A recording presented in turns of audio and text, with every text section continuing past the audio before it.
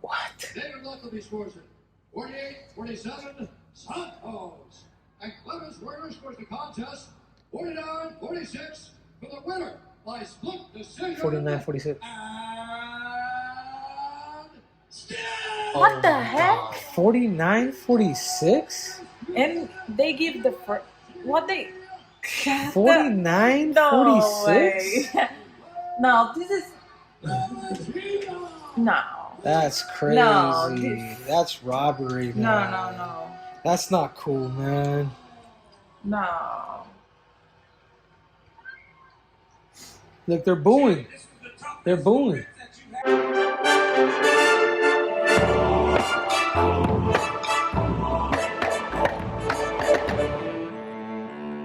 Welcome back to the Triple C and Schmo Show. I'm the Schmo. My partner's got Olympic gold medal, the champ in the UFC, the future Hall of Famer, Mr. Henry Cejudo. What's up, Schmo? Let's get this ball rolling because time is money and money is time. Oh, yes, it is. We just finished watching UFC 275, Triple C. The Schmo's going to give you the flowers right off the bat. Jiri Prochazka and Weili both won, both came to fight ready and worked with you.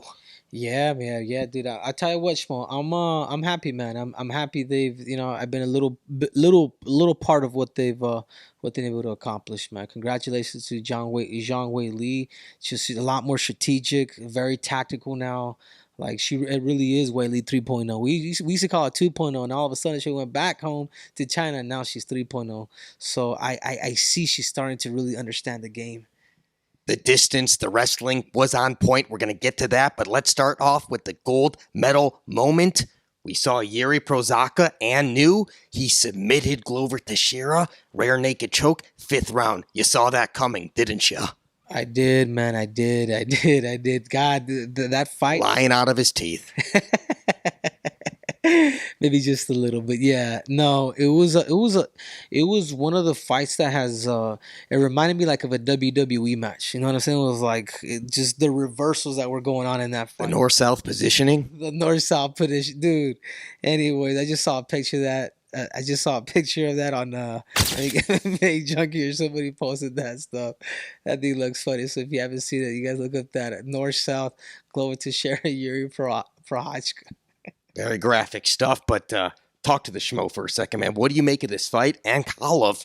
I got Ankalaev. We talked about him. Dagestan, wrestling, calling out Jiri already. Look at that matchup. Glover Teixeira still goes on. What do you make of everything from this fight and moving forward? I like him, man. There's new. I think it's. I personally think for divisions, like as a competitor, I never want to let that belt go. But even for divisions, I think it's super cool or not super cool, but there's more storylines actually when the belt kind of keeps switching. You know what I'm saying? Because the division is just full of talent. It was like that, but right before John Jones came, remember like the light heavyweight division. But once John Jones came, he reigned forever. And look, John Jones leaves, and the belt just keeps switching. Well, was this the fight of the year or what? And speaking of John Jones, some people may think that this compares to the John Jones-Gustafsson fight in terms of all the excitement and legendary status. Yeah, different. I even thought there's a lot more grappling in this fight, and that's crazy for as much as bloody as they were and like the stand-up war that they had. There was really more grappling if you really think about it, like the fight as a whole. So it was a bit different, but it was a lot alike too. Glover rocked Jiri, and then instead of keep hitting him with shots on the feet, he went for the guillotine. And then Jiri was able to escape loose. He ended up on top. That recovery, like those key moments right there. There were so many times you thought Glover was going to win, then Jiri was going to win. But Jiri winning by submission, nobody saw that coming. Really didn't. Dude, one of Yuri's best weapons that he has and getting to chance to, spend time with him is his mind power. Like he really will, like his body has to go out before his mind. You know what I mean? Like he's one of those fighters, and I felt for a couple of rounds like he was getting tired, and he would demonstrate tired, but he was never out, or he was never going, or he was never gone. You know what I mean? Because if you watching the fight, I think Glover had an arm triangle on him, and that dude just had his hands up, like, you know what I mean. He was just throwing the thumb up, and that's hard, man. When you're in a triangle, arm triangle choke like that, that's hard. So he's breathing, he's doing things well. His will to win was certainly there. Who do you think is going to be immediately next for him? Rakic? I think Blachowicz, right? Biggest fight in Europe. Yeah, he just tweeted that, so I like it, man. I mean, I still think that the heavyweight division, it's with Ankalaev, with the Russian. Obviously, he's fighting. I think he's fighting Anthony Smith. That's going to be a good fight. I just got off the phone with Ali, and he was just telling me how good this dude is, and Ali's pretty good when he says somebody's good. Well, Ankalaev and Anthony Smith, the Schmo thinks winner of that fight should be fighting for the title. How about that? Let's go on to the silver medal moment. We might as well talk about the bullet, Valentina Shevchenko, and still, maybe a little controversial, she beat Taila Santos. Yeah, man, for that You gonna hold this, by the way? Well, that could have almost been gold, Schmo. Honestly, I was to be quite honest with you, because I mean, I had Santos, with all due respect to Valentina, but as an analyst, I had Santos winning that fight. And I think the majority of the people did. And you can hear it in the crowd. It's not that anything that Valentina didn't do. It's just maybe 49-46, and that's kind of unreal. You know what I mean? But congratulations to Valentina. I mean, she was able to get the victory, but at the same time, it's like, who are these judges, man? Who's judging us? Who's judging our fights? Exactly, the criteria of this judging. Let's get into that. But like you, Triple C, the Schmo had Taila Santos winning this fight. The first 3 rounds, I gave it to her. Valentina Shevchenko gave her the championship rounds. But the 49-46, the judge giving it to Valentina, who are they smoking out there, man? What is the criteria? I could have seen a 48-47, and I wouldn't call this necessarily a robbery. It reminded the Schmo of UFC 247 when we had Dominic Reyes against John Jones. A lot of people saw Dominic Reyes winning that fight. But John Jones in the championship rounds with the wrestling, he was able to get the nod. And that's what you saw from Valentina with what she pulled off at the end. But her striking was precise. The accidental headbutt closed the eye of Taila Santos. Interesting stuff. But why not maybe run it back? Toughest fight to date. You have to run it back. There's no other way that you shouldn't do it. And if you're not a fan, and I think Santos really needs to call it out. The most important thing when a fighter finishes and when he's done is your post-fight interview, the one that you do in the octagon, because that's where people create storylines. So if she doesn't say anything, like people just pass you up, you got to create this idea. So Santos, if you're watching this, you have to ask for this fight, and you have to sell it. It can't just be like, I'm going to be back. It's like, no, I want that belt. That belt is mine. Well, that's what Michael Chandler did in his post-fight after knocking out Tony Ferguson, calling for Conor McGregor, saying he'd do it at 170. The boss man, Dana White, likes that fight. So if Conor McGregor returns to fight Michael Chandler, it's what he did in the post-fight in the octagon. So Valentina Shevchenko, man. Taila Santos. But I will say this, Schmo, Valentina Shevchenko will come back to front. Yeah, she did leave with the belt, but it could have gone the other way too. I think everybody knows that. But I think the Valentina, being the competitor that she is, she's gonna come back better. Do you think this does anything to lose the lust for the trilogy fight between her and Amanda Nunes? But obviously, Amanda Nunes has a big fight against Juliana Pena. Maybe, but listen, I mean, everyone's been talking about seeing that fight at some point sooner or later. Yeah, but there's still a lot of talent at 125. 135, not so much for women, because Amanda has beat pretty much all of them. But at 125, you have Grasso, you have Aruja, I believe her name is. Am I saying it right? Viviane Araújo? Yeah, Araújo. Yeah, you have her. You still have that Caitlin.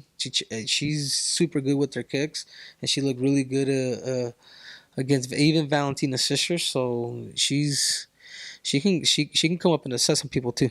And some prospects floating around the 15 position, the Aaron Blanchfields, the Macy Barbers. We know that's in the 125s, so that's certainly there. But Triple C, now we go down to the bronze medal moment. Weili, she knocks out spinning back fist. Joanna Jędrzejczyk, Joanna puts the gloves down, retires. Triple C, a lot of places the Schmo can start right here, but with Joanna retiring, is she the greatest strawweight of all time? Yeah, it's true, and I think everybody would have to agree. Joanna for the amount of time that she's defended her belt and then won her belt again after losing it. She's shown a lot. She's shown a lot of experience in the octagon. She's inspired a lot of girls, man. Like I have her like as one of the goats for women's MMA. So congratulations. Obviously, I was going for Weili, but you've inspired me. You inspired so many people. So congratulations on your retirement. Schmo just is going to randomly say his Mount Rushmore of female MMA just because it came to mind. Joanna Jędrzejczyk, she's going to go on there. Ronda Rousey. Then we're going to put Amanda Nunes. So who else would you put a C on there? Triple C. Shevchenko. Shevchenko what? She's on the Mount Rushmore as well. Oh yeah. Female MMA. Yeah, female MMA. I just about switch. All right, so Weili, Triple C, she got the job done. Impressive performance. She's fighting Carla Esparza next. Will she be doing her next fight camp, though, right here at Fight Ready, Phoenix, Arizona? She returning for the fight because we know she didn't come back. We talked about this. There would have to be a quarantine going back to China. This fight was in Singapore, her side of the globe. But Carla Esparza, we assume that fight would be most likely in the United States of America. Yes, and we speak about that. You know what I mean? Like that was the game plan. I thought her strike and everything that she had too was enough for her to to even keep it down there. But yeah, it was a quarantine. But anyways, the plan is for her to eventually come back into Phoenix. I know she wants to come out here, and obviously she's gonna have to learn more of the wrestling with Carla. So Weili's gonna. I have to re-talk to her again, but she's gonna come out to AZ to for her Carla Esparza fight. And one note on Joanna Jędrzejczyk being the greatest strawweight of all time. People would argue for Rose Namajunas. Rose beat her twice. Yeah. So where would the argument be for Rose? But Rose hasn't fought the same competition as Joanna. Joanna's been dominant. She's had the title defenses. And quite a career for her. And I just want to end on that. And Weili fighting for the title. Championship form. The best we've seen her. Great stuff coming for her in the future. Yeah, definitely, man. Weili is she's probably maybe 4 months away from or 4 or 5 months. No, not even. I'm gonna say 4 months away from becoming the strawweight champion once again. That girl is freaking learning. She is learning so much. You can see it, man. There's more of a patience to her now. Like I know she's understanding the game, so she's gonna be really hard to beat, man. Because I can see more of that competitor than fighter from what she used to be, and that's a big difference, Schmo. And Triple C, the baby's been keeping you up because you're getting pretty sleepy here, man. Can't even last to midnight now. Great fight. I know she kept you up. What kind of message of parenting would you like to let everybody know? Parenting on Baby America? No, spend time with your kids. Watch them grow. Watch your kids grow. Watch them, have affection for you. You know what I mean? Like just spend time with them. Because they do grow fast, and it's a trip, dude. My girl's like crawling, and she's 6 months and she already stood to her feet, dude. How soon is that? You know what I'm saying? Triple C, she's fast. What's your name? I am Triple C. Make sure you subscribe wherever you get your downloads. Triple C and Schmo Show. We are